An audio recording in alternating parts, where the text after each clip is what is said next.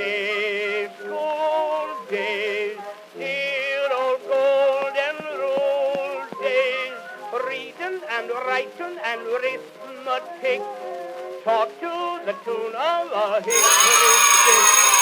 You were my queen in calico, I was your bashful barefoot beau, and you wrote on my slate, I love you, Joe, when we were a couple of kids.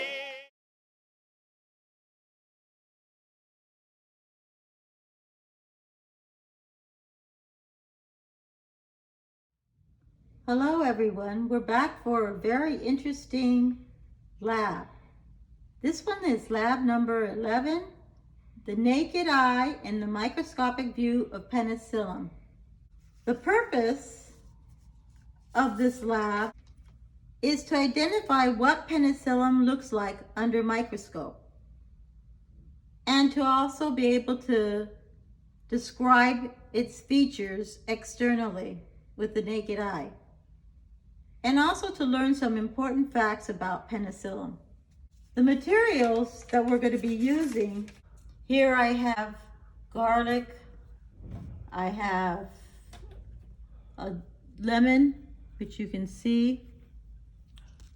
Inside there you'll see the bluish green, that's the color of the fungi. And again, here you see it in the bag here, a piece of bread grown fungi, Penicillium, and underneath it's yellow, and on top it's black, blue-black. What sample did I select for today's activity? The sample I selected was the garlic. It was cut real thin and placed on a slide, and razor blade to cut the garlic very small. You don't want to cut into the actual penicillin because then you will lose important features that make up the penicillin. The procedure, like I mentioned before, you're to carefully cut a thin slice from the bluish green surface on the garlic. Try not to cut into the mold, which is also known as fungus, as that is where the marked structures are. Place on a slide. First look under 4x and scan all around the edges of the sample using your scanning 4x objective. You will come across a branching penicillin. Once seeing these, focus on 10x. Look for small circles attached to each other. These are known as the conidia. Notice the branches. Finally, look at a massive hair-like structure, the mycelium. Let's first answer a very important question. Where is penicillin found? Since penicillin occurs as one of the most common fungi in nature, from soil to vegetation to air, indoor places like carpets, wallpaper may also grow penicillin. Other various foods like breads, fresh fruits, oranges, onions, and garlic, which are vegetables, may be also used. In our laboratory session, we'll be using the garlic because it's the sturdiest one that you can hold and cut with a razor blade thin. Make sure to have someone help you with the cutting. As seen here, there is penicillium molds growing on the bread. This causes food spoilage. They also present a health hazard when eaten. Also, they are toxic to humans if inhaled, eaten, or touched. Penicillin penicillin mold smells musty. If you eat by accident moldy bread, you're probably not going to die from eating it.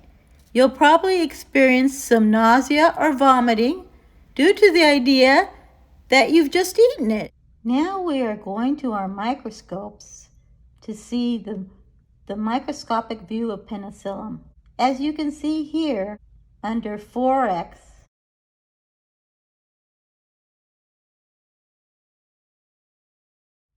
you will see conidia.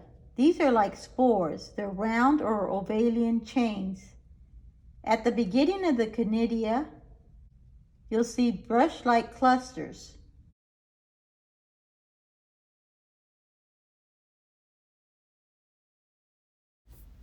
First, we see the conidia.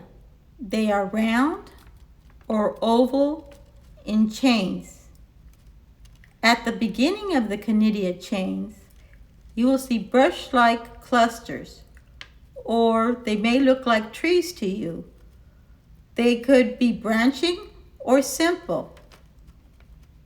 See Microscopic View on internet and compare. Now we're going to see some views of Penicillum.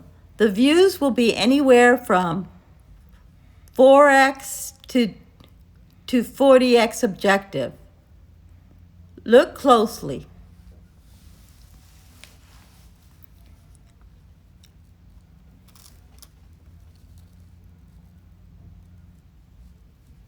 Here we can see the spores at 40x. The conidia. See how large they are? They're all in chains, branching chains.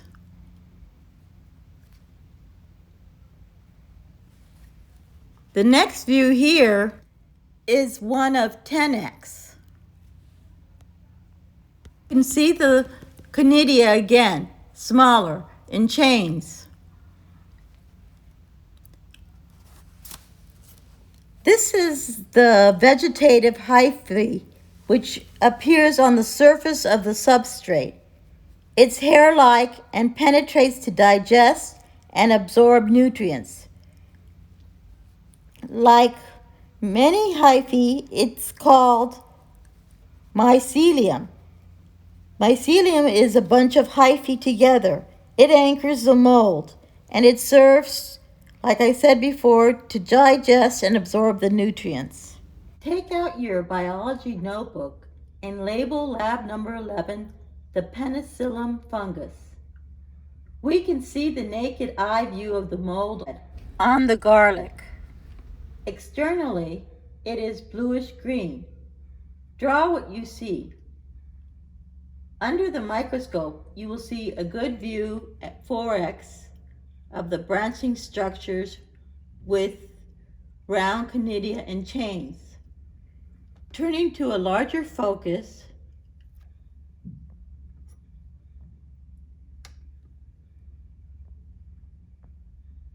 look at larger branches followed by single or double chains of conidia.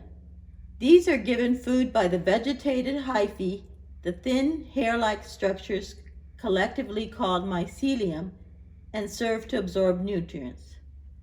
Again, draw both a naked eye view and microscopic view.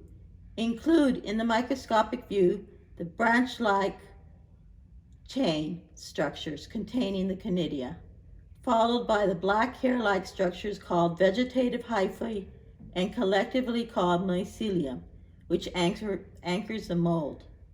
So remember, we are now ready to make a conclusion. Restate your purpose and important findings. Remember to begin biology write-up with introduction, materials, procedure, results, and conclusion. Now we have a special surprise for you. Not only does Penicillum mold cause food spoilage, but when eaten as a cheese like blue cheese, you should have an enjoyable meal. But if allergic to the mold, you should avoid eating blue cheese dressing because blue cheese dressing has the presence of penicillin. Notice the blue cheese, it's called blue cheese because of the penicillin. Notice the few dark bluish gray pieces of penicillin. It can also be used as an antibiotic, and it's known as penicillin. And it was used during last part of 1940s and widely used for treating soldiers in World War II. But it wasn't the mold, it was the antibiotic, which has a special procedure that penicillin is made into penicillin, the antibiotic, by a special procedure.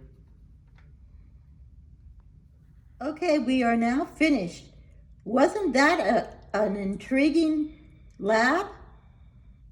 Okay, turn your microscope back to 4x. Remove your slide, which you will clean later on.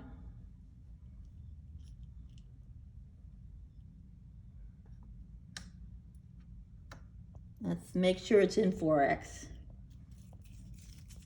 Clean your ocular lens.